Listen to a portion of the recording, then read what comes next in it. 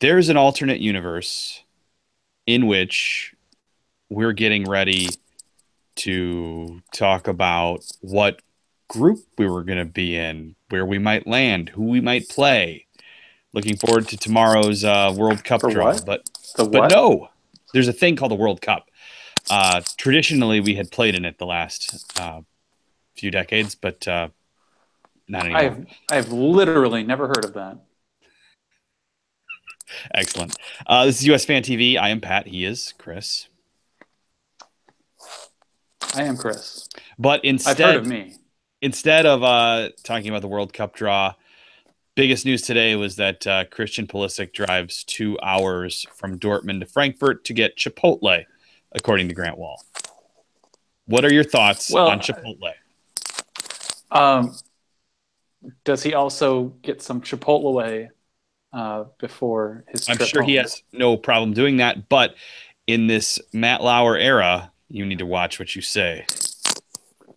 There is that. I don't have an ejector button or a lock button under this table to keep him in. Um, yeah. Um, we should point out, according to Clamato, not according to, I know this to be fact, but he brings up that Jonathan Gonzalez is playing right now in the Indeed. playoffs, in the semifinals of the Liga MX playoffs. So, um, yes, good luck to him. Still not totally sure he's playing with us, but he says he is. So He sounds looks good. positive. I would have thought if he wasn't, that he probably would have gotten a November call up. That Mexico would have found a way to like pull him into something, or you'd hear some kind of rumor that he was coming up soon or something. Uh, Now, having said that, we had another Gonzalez say that he was all for Mexico, and a month later was filing his paperwork. So who knows? But it sounds positive so far. Yeah. So tonight, because we're not taking part in the World Cup draw tomorrow, because you know lots of things conspired against us. Because that doesn't exist. We are yes, we're going to have our own World Cup of teams that also missed, and that will be the real one. Semi Um, World Cup. we are going to take your questions tonight. That's the show. I have nothing written down. We're going to take your I questions. I do have a few things. Funny enough, FIFA, of all people, all organizations, raised our national ranking Yes, if you ever thought in that time for Thanksgiving, I guess. anything should be read into FIFA rankings, Yeah, no, yeah. no. If you had any question if these are just completely ridiculous and meaningless, a victory over Portugal in a friendly helped move us up. Bombing out of the World Cup did not knock us down. It should have dropped us. I mean, I think I can't remember who dropped the most. But it was like 22 spots or something. I thought missing the World Cup out of CONCACAF, we probably should have dropped 20 to 30. And I'm not even saying that we should realistically be that low if you were to truly compare us to teams around the world. But I think you should be punished for that dramatically. And I think we should have been, in a sense, relegated. Speaking of players who missed the World Cup last night in Toronto, Josie Altidore gets hurt. Willis reads himself back into the game. That's a reference that, like, uh, Alex's dad's going to get, basically. And that's it. None of the other people who watch this stream are going to get it, probably. And then scores. Toronto gets out of there with the win, and we'll go to MLS Cup, and we'll face probably Seattle after what happens You could have tonight. said, in a sense, Greg Jennings did and put the team on his back, dog.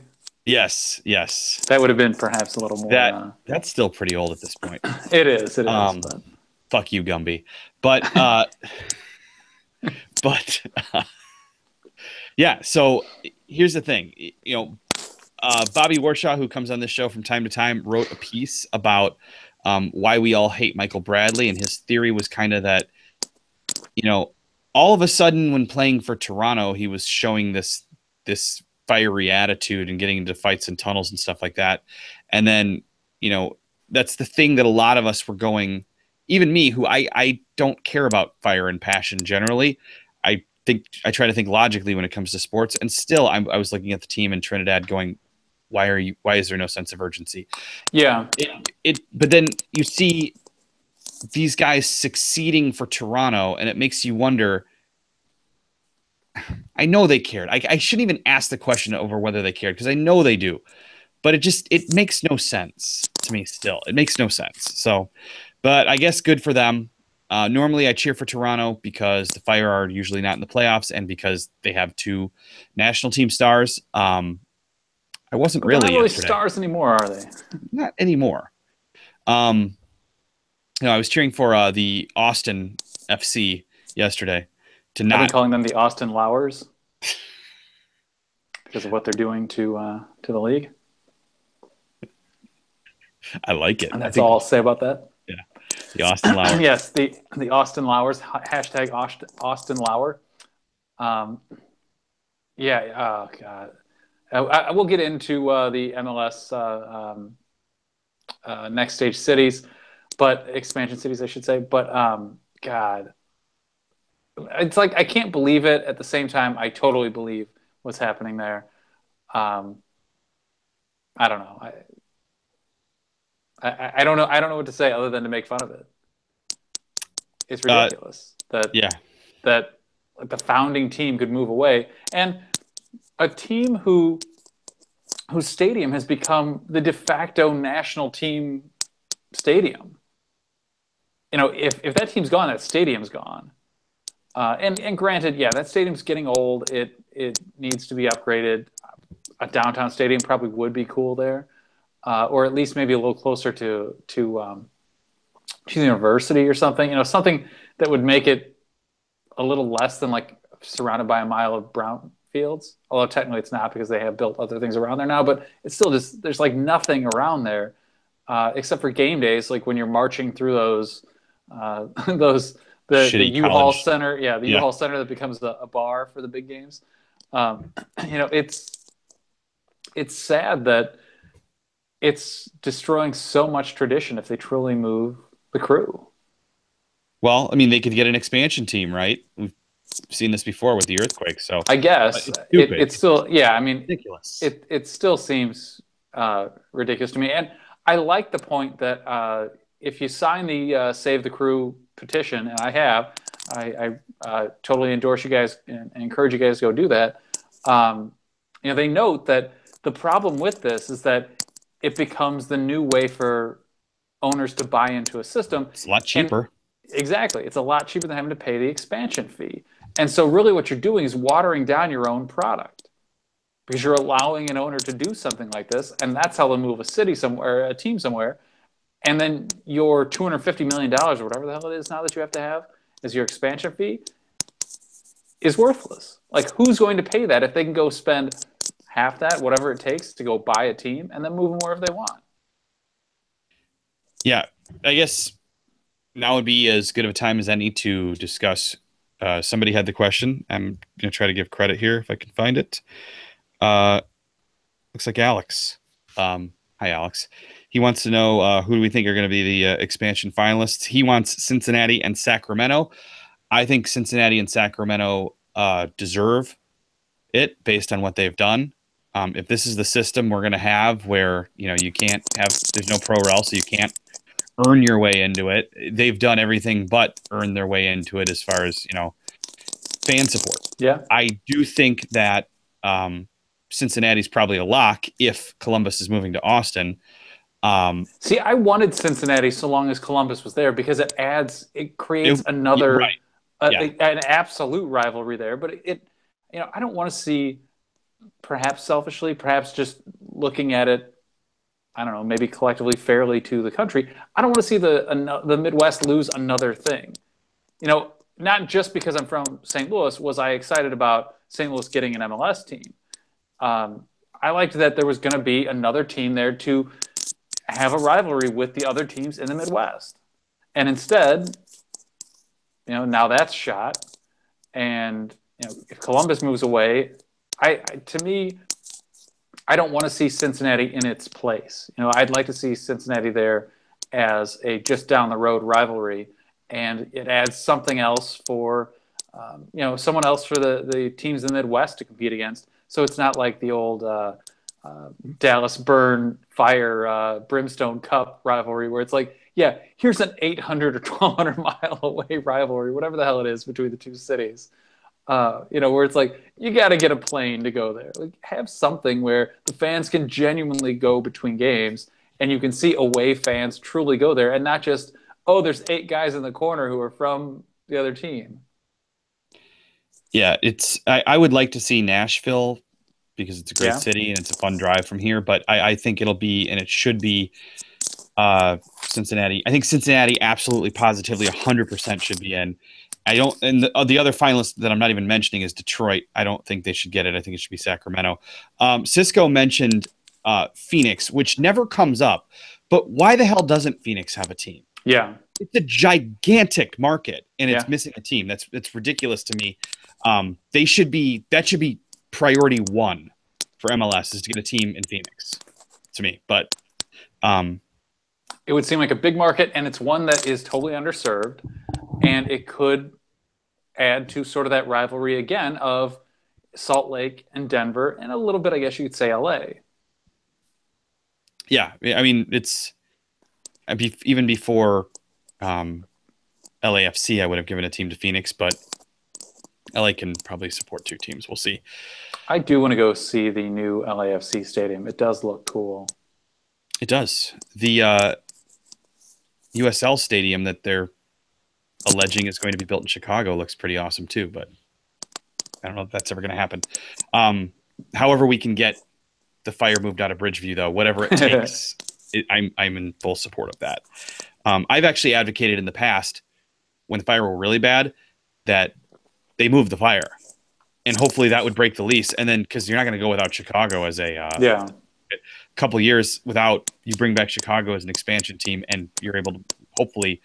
I don't know the contract details. Maybe you couldn't do this, but I wondered if that wasn't a way to get them out of Bridgeview because they don't need to be playing there anymore. Jameson wants to know more about the possible tournament for teams that didn't qualify for the World Cup. The He Believes. Or as I can't remember who sent it on Twitter. I don't have Twitter open in front of me to check today. The what were we calling it? The Quest for 33, something like that. Maybe I can pull it up here. But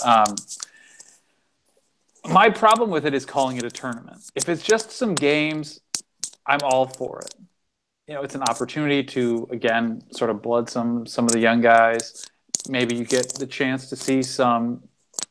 I doubt you're going to see somebody like, Alexis Sanchez if Chile's going to play.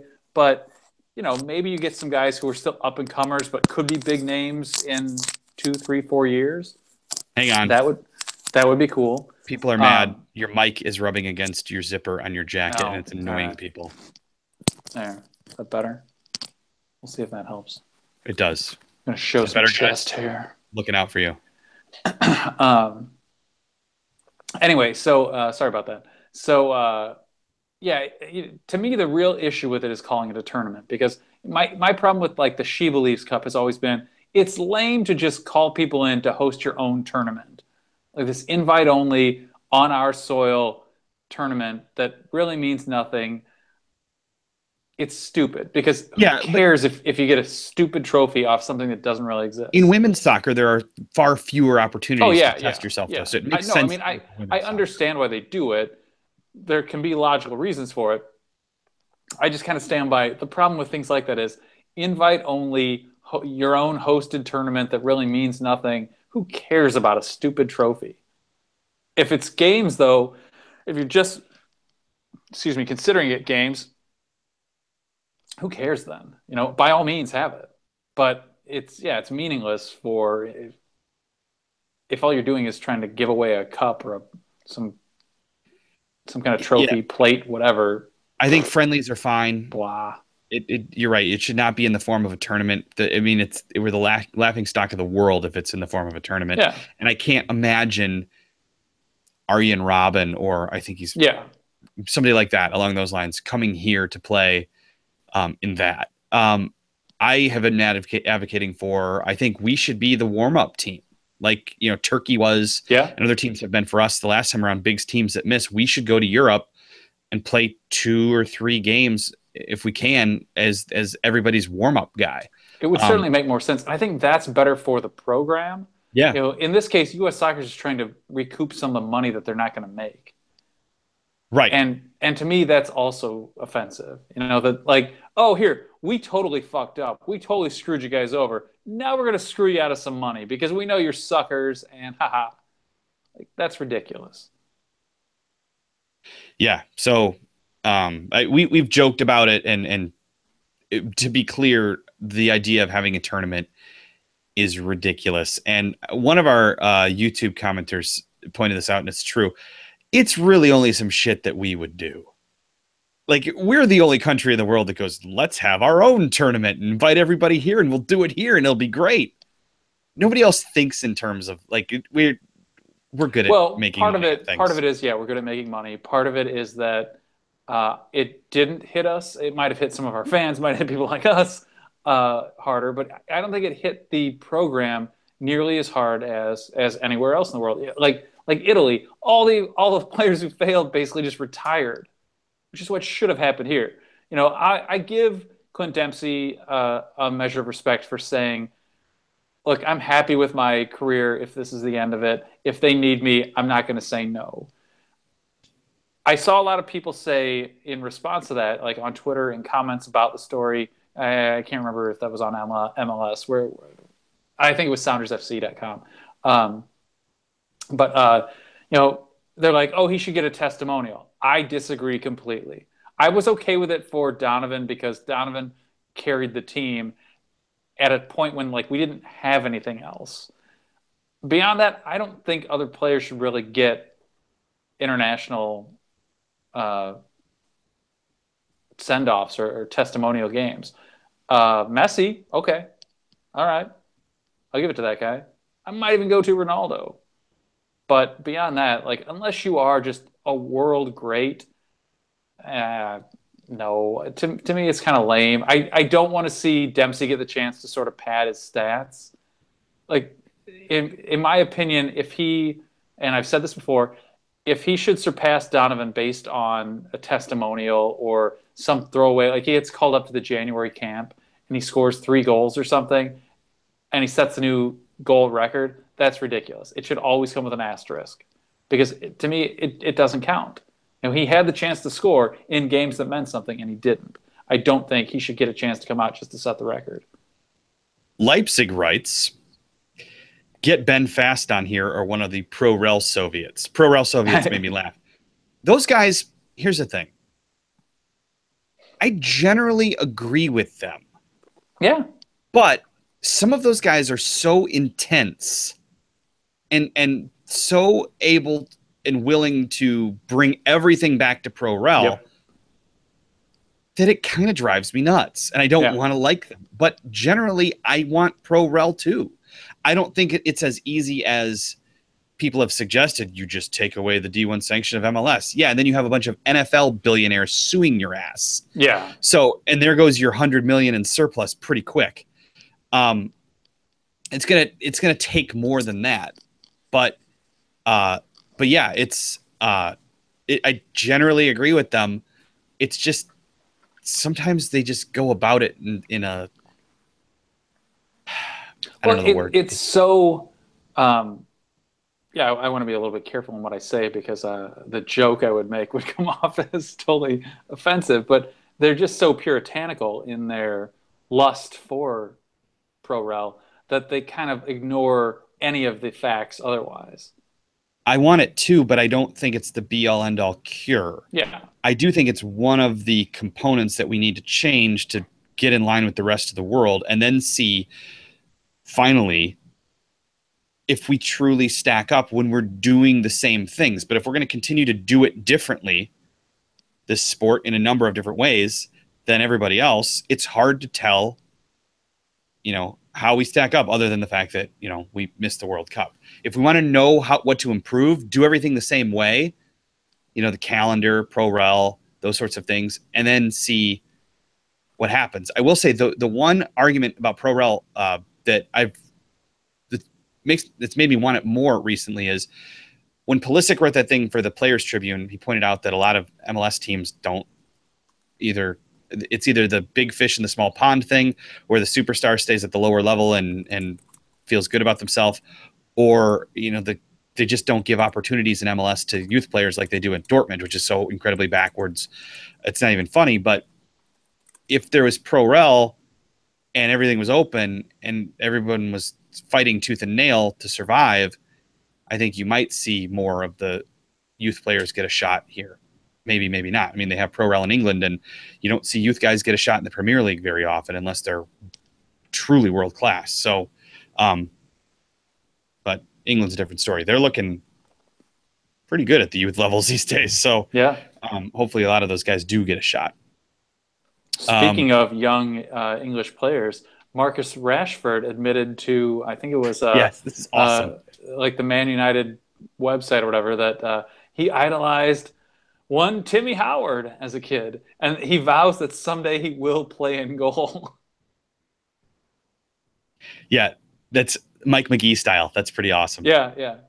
I Um, mean, I'm all for him playing in goal. Maybe this Saturday, but hmm. um, Sheldon Vaughn asks, do you think this could be the USA golden generation with Pulisic, Weston, Weah, Sargent, Miazga, Carter Vickers?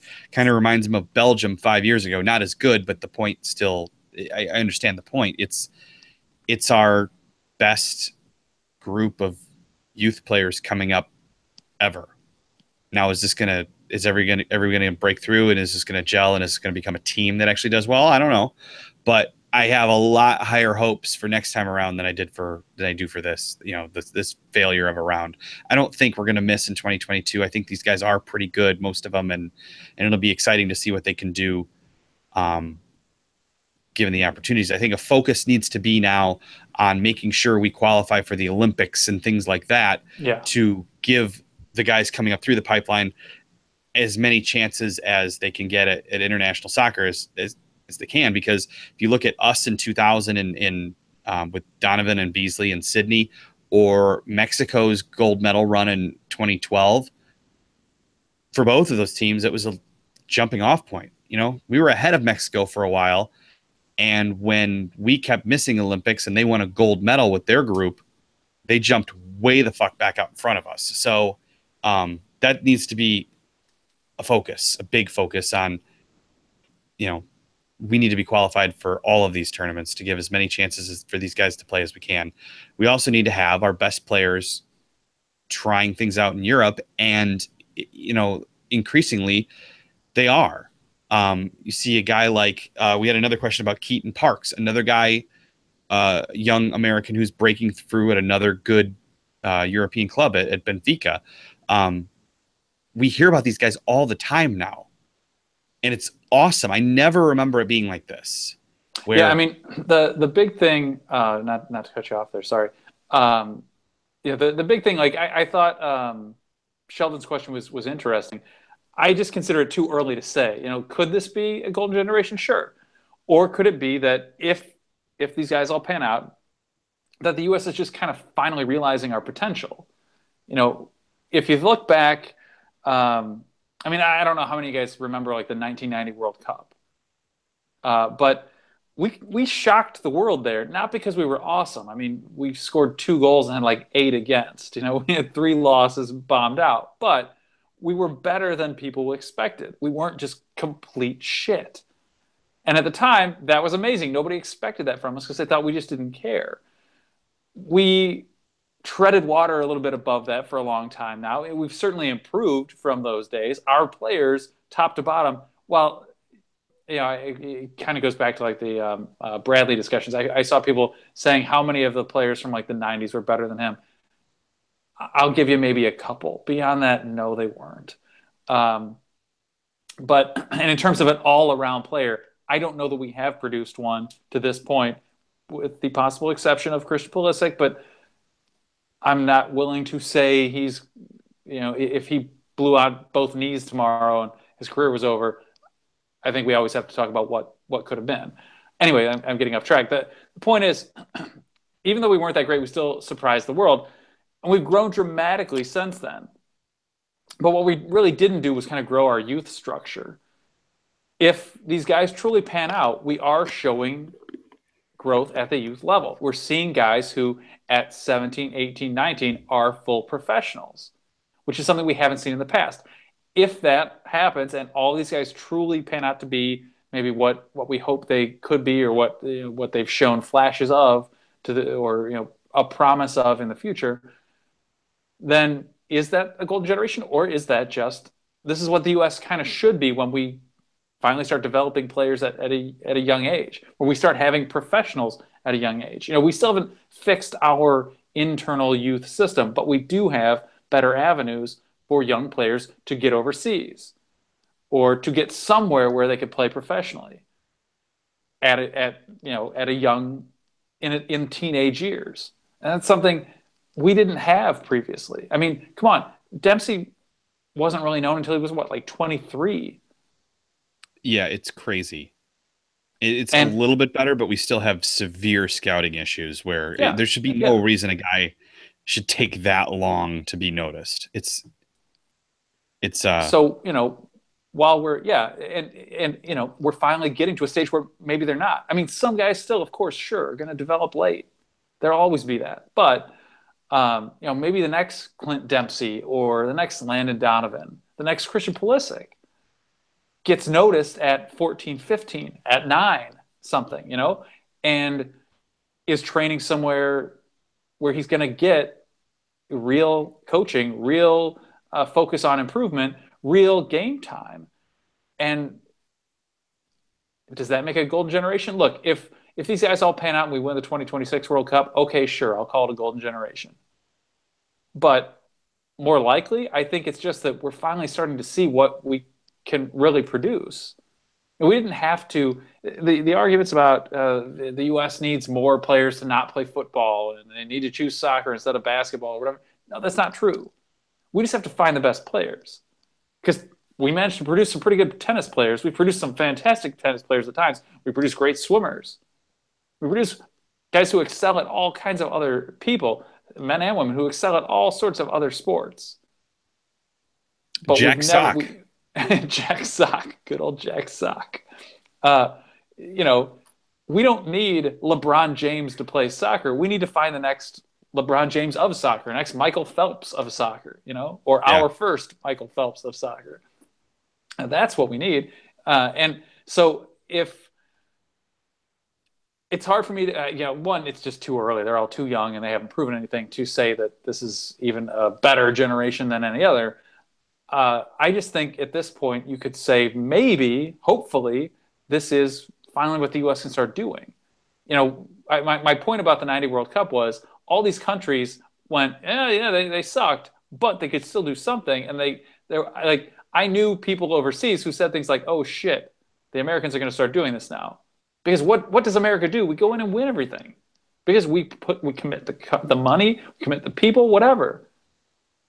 We have a focus. I won't say we have a focus and drive better than certain countries, because I think Japan and Germany probably beat us there. But we do have a focus on winning, on achieving things, and as a country, we tend to accomplish what we want to. What we want when there's something to be won, we tend to find a way to do it. It's part of the reason I do believe someday the U.S. will win a World Cup. It's not about where we stand right now; it's that we will get better. And I think this has been a rambling answer. So sorry, Sheldon. My point is, I do think that long term, we'll have a golden generation someday. Is this? I don't know. Is this it? I don't know. But maybe this is. I think this is probably just closer to what the U.S. can do. That in 15 years, 20 years, whatever, we may look and say, like, even that was still nowhere near what we can produce. Two, I But want to do whatever. one. We'll do real quick. Christian Astorga wants to know why Sunil hasn't announced he's running, because he doesn't have to. There's no Yeah. political reason why he doesn't need to build support. He has a ton of support. In fact, from what I've heard, a lot of state soccer federations are scared to say they support Winalda or Kyle Martino or anybody else, because what if Sunil puts his hat in the ring? Yeah. and then you don't want to screw. It's classic FIFA intimidation. It's Illinois politics. It's how it works. It's, you screw with the leaders, you get cut out. And I know the Illinois State Soccer Federation came out in favor of Winalda, which I was surprised and happy to see. But there's no political reason. If Sunil, it would have hurt him to come out and announce after Trinidad and Tobago that he was going to be running. He doesn't need Yeah. to. He can get the necessary votes if he wants to. We'll know before the 10th. Is it the 10th? The 10th I of think it's the December, 10th. Yeah. whether he's running. But he doesn't need to be in these forums. He doesn't need to be in these meetings. He's already got the political support. Yeah. The infrastructure is there, so we'll know whether he is or isn't.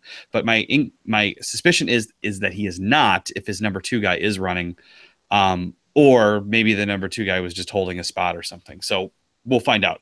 And Alex said, and he's right, we haven't talked about Dortmund and Schalke. Ah, yes, yeah. Wow. We had hopes of doing a special show after that we couldn't because of, you would have heard screaming kids and stuff. We couldn't actually do a show, but we wanted to do a show. That was the most entertaining game, and I didn't like the result, but that was the most entertaining game I've seen in a long time. That was amazing. And I to go up 4-0 and then to lose that. And then to give up 4. Yeah. I mean, like, I can understand once Aubameyang got tossed, but still, it was like, what the hell's going on here? Yeah. You were Aubameyang so in is charge of the game in the first half, and then to just give away everything in the second, it was, I don't know.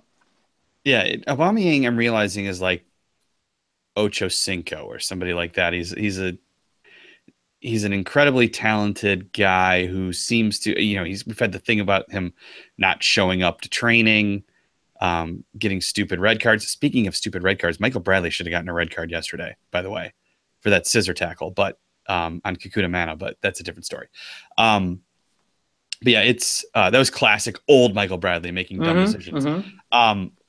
But yeah, that match was incredible. It sucked that Weston came off in the 32nd minute or something like that, but they needed to put on more attacking players and go forward to do exactly what they did. So it ended up making a lot of sense. I was again surprised to wake up the next morning and not see that Peter Bosch had been fired. I can't believe he's hanging on to his job unless they're negotiating with Tuchel to try to bring him back. But that seemed so far from happening after he left that I still don't think they did at least admit that probably something, like, maybe there were some things that went wrong after the bombing. Like, maybe there were some issues, some tensions that, like, you think, because you made your team play immediately after they thought they were all going to get blown up. Yeah. After one of their teammates, less than 24 hours. Yeah, after one of their teammates got, shot with shrapnel, and granted, none of it was life-threatening, but go have a bomb explode unexpectedly on your bus and see how you feel. Just almost get in a car accident and think how you feel after that. And this, you could have, like, you didn't think you were going to die in that accident. This, you didn't know you weren't. I totally understand why Tuchel was furious about that. He should have been. Frankly, if I were the players, I would have objected more at his firing because he stood up for you. A question I had for you earlier this week was, if and when he is fired, are you worried about what might happen under a new manager to Christian Pulisic? Or is Pulisic good enough at this point to withstand? I think at this point, Pulisic is solid. I mean, even The Guardian called him the best player on their team. I don't know if I'm willing to say that entirely, but he is carrying an awful lot of responsibility on that team. I don't know that I could say he's more talented than, like, Aubameyang at like his best, but he does play a lot closer to his peak much more of the time than many of his teammates. Is he better than Royce if Royce could just stay healthy for more than like a week and a half? I don't know. I mean, Roy's at his Not yet, I best is would say, probably but better, yeah. But yeah, Royas can't stay healthy, like you said. yeah. Um, it's Here's a question, and was it TJ Sala that said that he actively roots against Toronto FC? I have to scroll up and see, but because of Bradley and Josie. Okay, let's say Seattle wins as we expect. There's Deuce and Jordan Morris. Yeah. What is it about those two in Toronto that irks people? And I think it's I think it's Deuce was further along and had succeeded more in Europe by the time he came back. I think it irked a lot of people that Bradley and Josie didn't stay, that Josie failed at Sunderland. I think there's some of It's that. it, and then I think, and this is why I like a lot of people were calling Deuce, like a lot of comments I've seen after his discussion of whether or not he would play again and whatever. A lot of people are calling him the greatest American ever. I disagree, and I don't want to fault the guy because I don't want to pretend that I don't like him or that I don't think he's one of the greats. he But had I the don't think best he's I European don't think he's career close to of an being the outfield player. greatest. Sure, yeah, yeah. Um, but That won't last very I long. think he yeah it won't. I think he got a pass, and I think Bradley gets unfairly gets like too much attention paid to his negatives, and I think Deuce gets too much uh, attention paid to his positives. I think Bradley's not as nearly as bad as people like to think. I think Deuce is not as good as people think. That I think it's a matter of, and I can't think of the term right now. But when you only focus on the information you want to see, um, there are a lot Confirmation of things. bias. Yes, thank you. There's a confirmation bias in both instances. For Deuce, I think people look at his goals and go, "Oh, see," but the way I used to describe it when like Donovan was playing too was that when Deuce played well, we scored. When Bradley played well, we didn't lose. When Donovan played well, we won. And that went for and my point about them was that occurred with anyone. We could be playing Brazil. Michael Bradley plays his ass off. We don't lose to Brazil. Back in the day, I mean, pre 2014, basically. People forget Bradley was running that team from 2009, and was controlling the midfield for us. Like on his best day, he was making that team so that Deuce could score and like have no other responsibilities. Donovan saw to the offense flowing or whatever. Deuce saw to the goals. But whatever, for people who are going to now say that I was stupid to say Brazil, whatever. I'm just pointing out, like, we were a much better team when Bradley was on a good day. We were like a true quality team. Deuce could have his best game. We could still lose 5-3. He might have a hat trick, but we'd still lose. Yeah, I mean, I hate knocking new fans because everybody joins at whatever time that they join. I was a new fan Yeah, at one yeah. point, but for all the new fans who only know this Michael Bradley, if you had seen Roma Michael Bradley, Oh, yeah. I mean, he was really, really good. And there's been a definite decline since he came back to MLS. And I don't know if it's MLS or what There that was caused it, but that foot surgery in like early 2014. yeah, that's true. And he never kind of, I mean, in a sense, maybe it is like Beckham, where it's like after the foot injury, he just kind of wasn't the same again. I don't, there are a lot of things like 2010, he was still, even though he was effectively already captain of that team, he was much more, um, I don't know, much more aggressive in kind of everything he did. He was much more into the game, much more worked up. He became much more reserved as he took on sort of the actual captain mantle. And I'm still unsure what happened. Like when early in his career, that dude was a hothead. He was He had a bit of always Jermaine Jones in him. Yeah. exactly, yeah. Yeah. It was the same thing. Like, oh, it's the 80th minute. He's going to get a red card. It's gonna happen. That's why Um, yesterday that foul yeah, reminded me of yeah. that. What are you doing? But And I don't. Maybe it's that in Toronto because there's like Giovinco, or because it's MLS and the challenge isn't as great or something. He doesn't feel like he has to carry as much, I think. And Well, that's just my guess. I've tried to figure out why could this possibly be, because he does seem to show more heart or more energy or more anger or more emotion, just whatever, um, for Toronto or for his club teams than he has for the U.S. for years.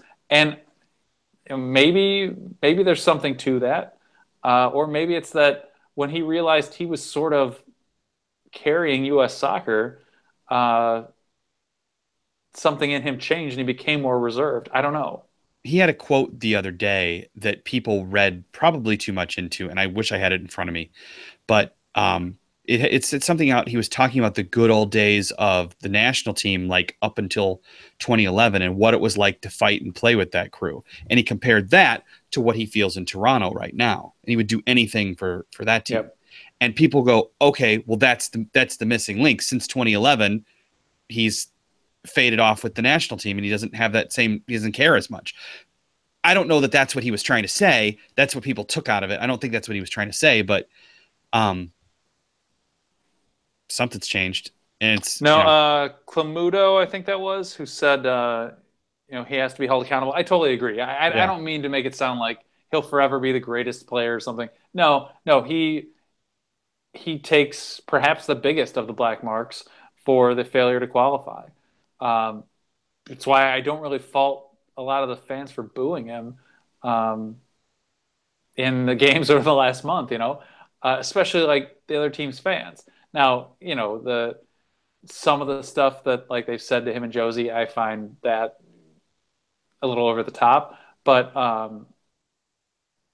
if if you are a fan of the other team and you want to harass your exactly. your opponents, you use what you have to offend them with or to like get in their heads about.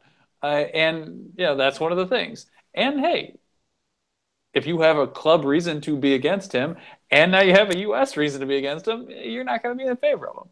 So whatever. I feel like we're close to out of questions here, guys.